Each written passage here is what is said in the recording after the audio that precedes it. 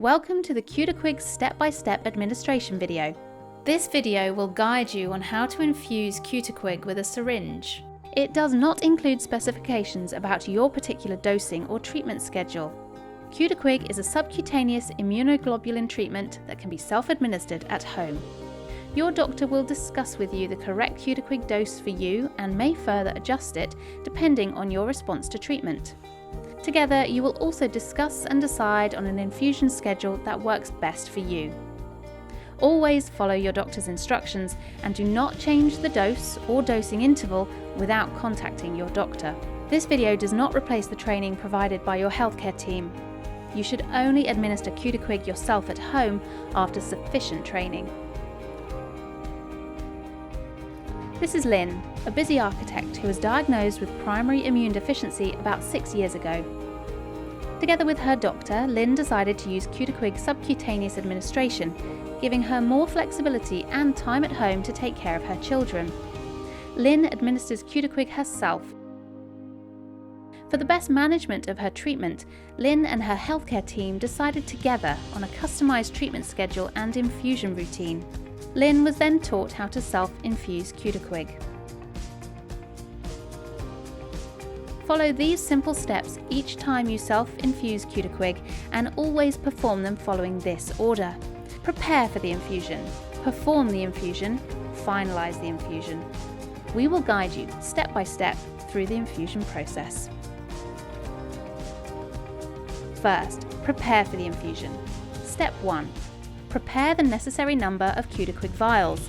If your Cutiquig vials are stored in the fridge, take them out at least 90 minutes before starting the infusion process. This is not necessary if your Cutiquig vials are stored at room temperature. Do not heat the vials or put them into the microwave. Do not shake the vials, as this may cause foaming. Step 2. Get ready for the infusion. Prepare a clean work area using antiseptic wipes or disinfecting solution. Gather all your equipment, adequate number of Cutiquig vials, a syringe, a needle or spike for drawing up product from the vial, sterile gauze or transparent dressing and tape if not included in your infusion set, an infusion set, disinfecting solution and antiseptic wipes, your sharps container, as well as your treatment diary and pen. Please check the prescribing information for the full list of supplies. Wash your hands thoroughly with soap and water and dry them. Use additional hand sanitizer as it has been shown to you during training by your healthcare provider. Step 3. Check and open the vials. Check the labelled dose and compare to your doctor's prescription. Check the expiry date. Check the appearance of the solution. It should be clear and colourless to pale yellow or light brown. Only open the vial directly before you use it. Remove the protective cap from the vial and disinfect the rubber stopper with an antiseptic wipe and let it dry. Do not use the vial if the solution is cloudy or contains particles, if the protective cap has been broken or is missing, if the vial is damaged, after the expiry date, if the batch number is missing, or if the vial is not labelled with the correct dose based on the prescribed amount. Step 4. Prepare and fill the syringe. Open the sterile syringe and needle or spike. Attach the needle or spike to the syringe. If you are using a needle, draw back on the syringe plunger to fill the syringe with air. The volume of air should be roughly equal to the amount of Cutiquig solution needed. Insert the needle into the vial. Turn the vial upside down and inject air. Make sure the tip of the needle is not in the solution to avoid foaming. Then move the tip of the needle into the solution. If you use a vented spike, just insert the spike into the vial and turn the vial upside down. Slowly draw the Cutiquig solution up into the syringe. Finally, withdraw the needle or spike from the vial. If more than one vial is needed for your specific dose, repeat this procedure. Once the correct amount of Cutiquig has been drawn up, remove the needle or spike and dispose in the sharps bin. Step 5. Prepare the infusion set. Connect the filled syringe to the infusion set and prime the line. To do this, gently push the syringe plunger to fill the tubing line with Cutiquig and to remove all air. Do not allow the Cudiquig solution to drip out of the tip of the needle, as this can cause unnecessary infusion site reactions. The needle should be dry when inserting into the skin. Step 6. Decide on the infusion site. Cudiquig can be infused in the following areas: the abdomen, thighs, upper legs, upper arms, or hip areas. Avoid inserting the needle into scars, tattoos, stretch marks, injured, inflamed, or red skin areas. Use different infusion sites than you used for the previous administration. If needed, Cudiquig can be administered at multiple infusion sites.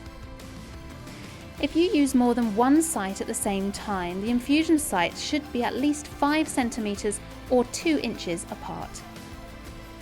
Clean your skin at the selected infusion site with an antiseptic skin wipe and let the skin dry. Insert the infusion needle. With 2 fingers, pinch your skin around the injection site. Carefully remove the needle cover, then insert the infusion needle into the skin as was shown to you during your training. Step 7. Check the needle insertion. The solution should not be infused into a blood vessel. Therefore, make sure that there is no blood in the tubing near the needle. If that is not the case, secure the needle in place. Some needle sets already have a built-in adhesive pad. If not, use sterile gauze and tape or transparent dressing. Repeat these steps if more than one infusion site is being used. Should blood flow back into the tubing, remove the needle and discard the infusion set into the sharps bin. Attach a new infusion set, select a different infusion site, and repeat steps 5, 6, and 7. Everything is now prepared. You are ready to perform the infusion. Step 8. Start the infusion. Push on the syringe plunger to begin the infusion and continue to empty the syringe. You can now finalize the infusion. Step 9. Record the infusion. Stick the removable section of the label for each vial used in your treatment diary. Record the details of the infusion, like the Cudiquig dose, the date and time, the infusion site location, and any other comments in connection with this infusion. Take your treatment diary with you for your doctor visits and tell your doctor about any problem you have during your infusions. Step 10. After the infusion is complete, gently remove the tape or dressing and pull up the needle and immediately place into the sharps bin. Cover the infusion site with a protective dressing if needed and tidy up. Following your local requirements, safely discard all used disposable supplies as well as any unused Cudiquig as recommended by your healthcare professional.